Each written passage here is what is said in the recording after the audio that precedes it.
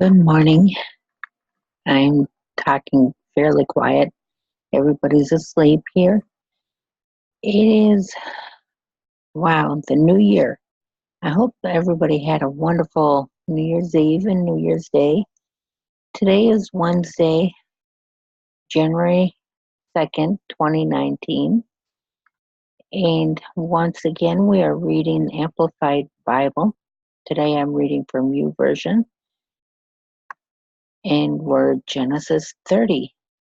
And I think I'm going to go ahead and let the computer read to you. No, it's not going to read to you.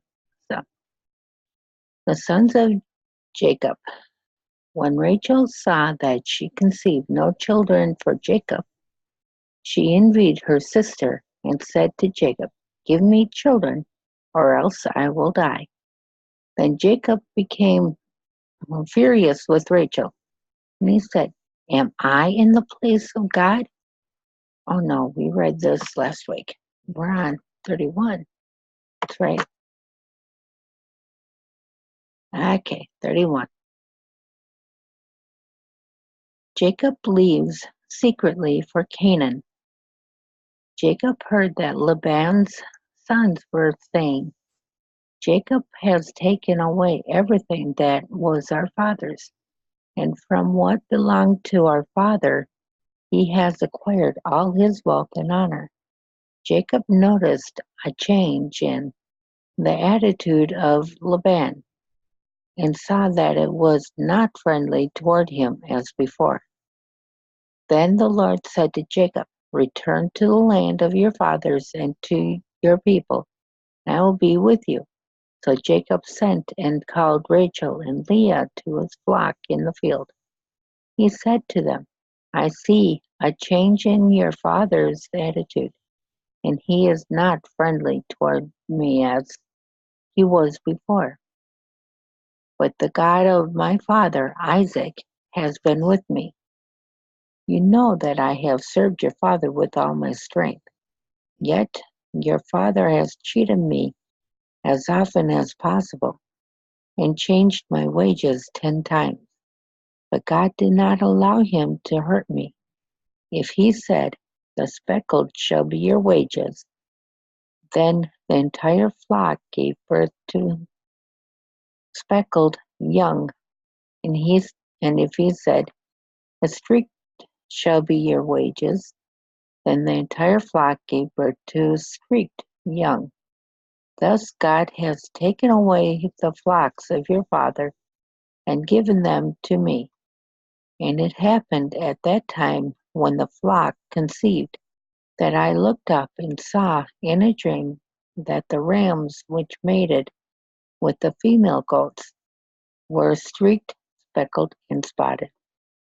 And the angel of God said to me in a dream, "Jacob." And I said, "Here I am." And he said, "Look up and see all the rams which are mating with the flock are streaked, speckled, and spotted. For I have seen all that Laban has done to you, has been doing to you. I am the God of Bethel, where you anointed the pillar, and where you made a vow to me. Now stand up, leave this land, and return to the land of your birth." Rachel and Leah answered him, Is still any portion of inheritance of, for us in our father's house? Are we not counted by him as foreigners? For he sold us to you in marriage, and has also entirely used up our purchase price. Surely all the riches which God has taken from our father are yours and our children's.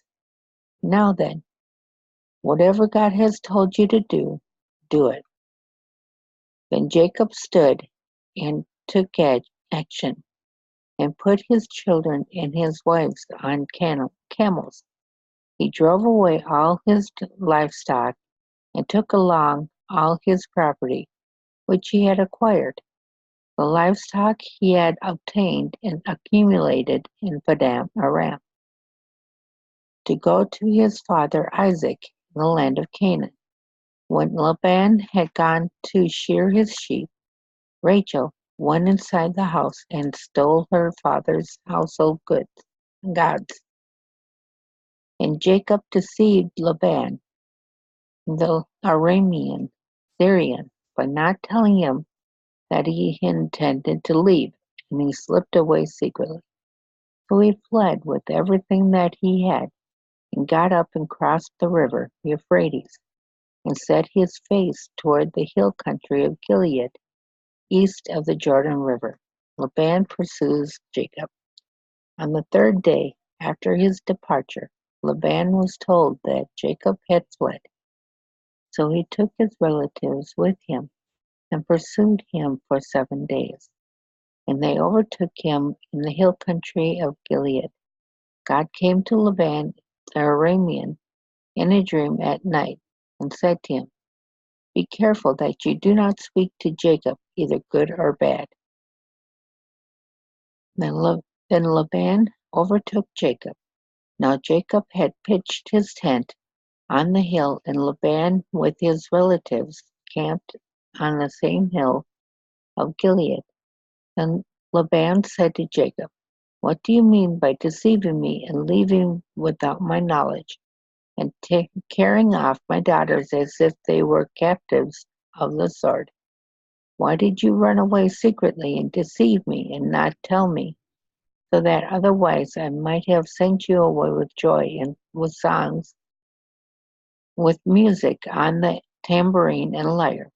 And why did you not allow me to kiss my grandchildren and my daughters goodbye? Now you have done a foolish thing in behaving like this. It is my power to harm you, but the God of your father spoke to me last night, saying, 'Be careful not to speak to Jacob, either good or bad.' Now I suppose you felt you must go, because you were homesick for your father's house and family. But why did you steal my household gods?" Jacob answered Laban, I left secretly because I was afraid, for I thought you would take your daughters away from me by force. The one with whom you find your gods shall not live in the presence of our relatives. Search my possessions and point out whatever you find that belongs to you, and take it." For Jacob did not know that Rachel had stolen the idols. So Laban went into Jacob's tent and into Leah's tent and the tent of the two maids, but he did not find them.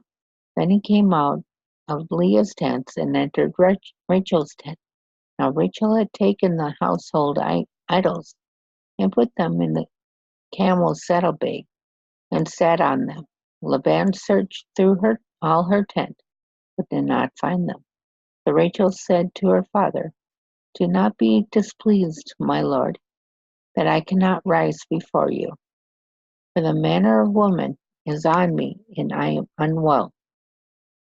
He searched further, but did not find the household idols. Then Jacob became angry and argued with Laban. And he said to Laban, "What is my fault? What is my sin that you pursued me like this? Although you have searched through all my possessions, what have you found of your household goods? Put it here before my relatives and our relatives, so that they may decide who has done right between the two of us. These 20 years I have been with you. Your ewes and your female goats have not lost their young, nor have I eaten the rams of your flocks. I did not bring the torn carcasses of the animals attacked by predators. I personally took the loss. You required of me to make good everything that was stolen, whether it occurred by day or night. This was my situation. By day the heat consumed me, and by night the cold, and I could not sleep. These 20 years I have been in your house. I served you 14 years for your two daughters and 6 years for my share of your flocks, and you have changed my wages 10 times. If the God of my father, the God of Abraham, and the feared one of Isaac had not been with me, most certainly you would have sent me away now empty-handed. God has seen my affliction and humiliation and the exhausting labor of my hands. So he rendered judgment and rebuked you last night. The covenant of Mizpah. Laban answered Jacob, these women that you married are my daughters, these children are my grandchildren.